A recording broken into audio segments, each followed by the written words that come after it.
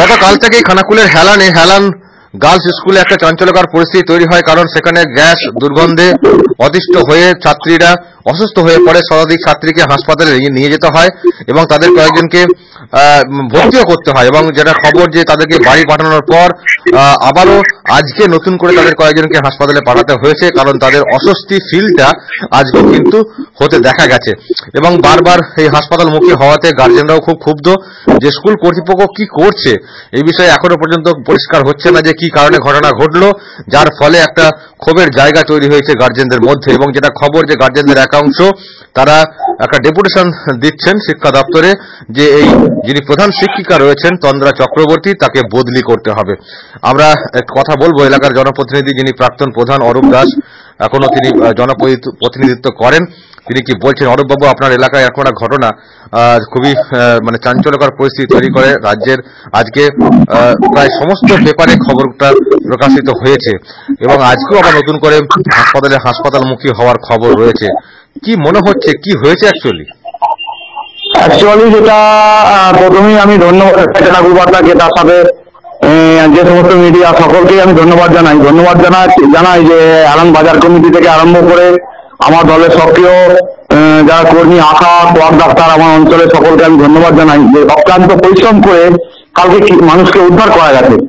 কারণ আমি প্রথম যখন 12:15 নাগাদ শুনি, আমি স্কুলে যেয়ে দেখি যে সেই গজুলেকের মতো ছেলেরা পড়ে রয়েছে লটালট, এবং দিদিমণিদের কোনো পাত্তা নাই, এবং দু একটা গেটের তালা ভাঙতে হয়েছে আমাকে, জোরজবস্তি করে তালা ভেঙে সব মেয়েদিকে বাইরে বার করে।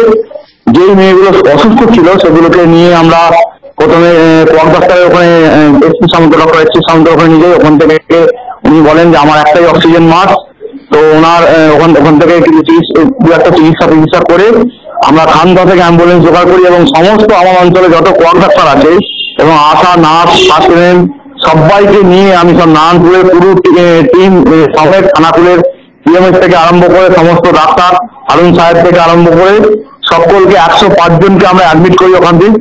তার মধ্যে 24 জনকে আমরা আরামবাগে শিফটিং করতে হয়, এবং আরামবাগে শিফটিং করার পরে তাদের দু একজনের অবস্থা খুব আশঙ্কাজনক। কালকে আমরা 6টা নাগাদ নারায়ণপুরে যেগুলো 105 জন ছিল তাদেরকে আমরা ছুটি করে নিয়ে বাড়িতে পৌঁছে দিই। এবং আজকেও আমরা সকাল থেকে সারাক্ষণ আমরা ছিলাম আরামবাগে। ডাক্তারবাবু দেখে 8টা সাড়ে 8টার পর একটা ছুটি দেয়, কিন্তু পেছন দিকে আমি একটা বাস ভাড়া করে নিই। এখানে একটা যেহেতু 19 জনের ছুটি হয়, 19 জনের ছুটির জন্য ওদের বাড়ির ফ্যামিলি কিছু লোক ছিলাম, একটা বাস ভাড়া করে দিই। সেই বাসে আস্তে আস্তে হঠাৎই মায়াপুরের কাছে 4-5 জন আবার অসুস্থ হয়ে যায়। সেই কারণে 5 জনকে আবার অ্যাম্বুলেন্সে করে আবার আরামবাগে নিয়ে যাওয়া হয়, এবং বাকি যে 19 জনের মধ্যে 5 জনের 14 জন এখানে নামে, তার মধ্যে থেকেও আবার 10 জনের অবস্থা খুব আশঙ্কাজনক হয়। সেগুলোকে আবার তৎক্ষণাৎ আমরা নারায়ণপুরে নিয়ে যাই, নারায়ণপুর থেকে রিলিজ করে আবার আরামবাগে নিয়ে যেতে হয়। আমরা ধন্দে রয়েছি যে এই পেশেন্টগুলো কিভাবে কি থেকে হলো।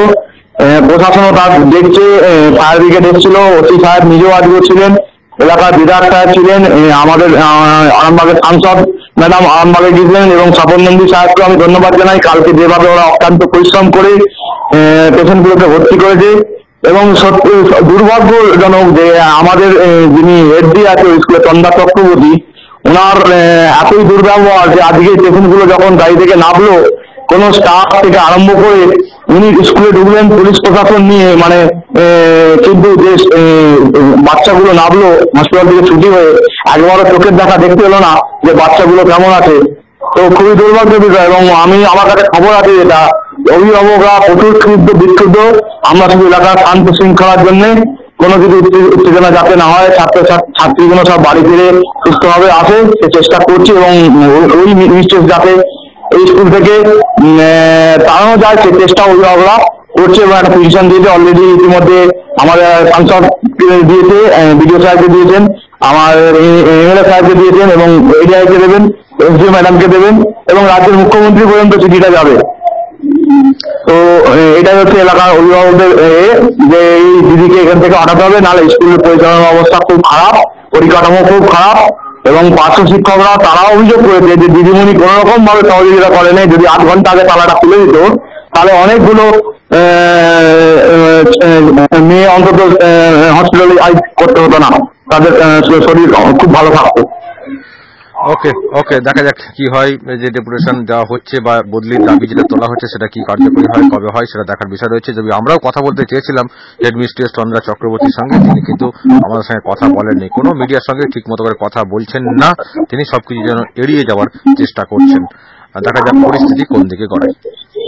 সঠিক তদন্ত হোক, একটা দৃষ্টান্তমূলক যে যারা দোষী তাদের শাস্তি হোক এবং স্কুল ভালোভাবে হোক ও চলুক, আমরা সেই কামনা করি। এবং যে ছাত্রীগুলো ভর্তি আছে তাদের সুস্বাস্থ্য কামনা করে ঈশ্বরের কাছে, আল্লাহর কাছে বলি তারা যেন সুস্থ হয়ে বাড়ি ফেরে। অসংখ্য ধন্যবাদ অরূপ দাস, আমার সঙ্গে এতক্ষণ ফোন লাইনে ছিলেন।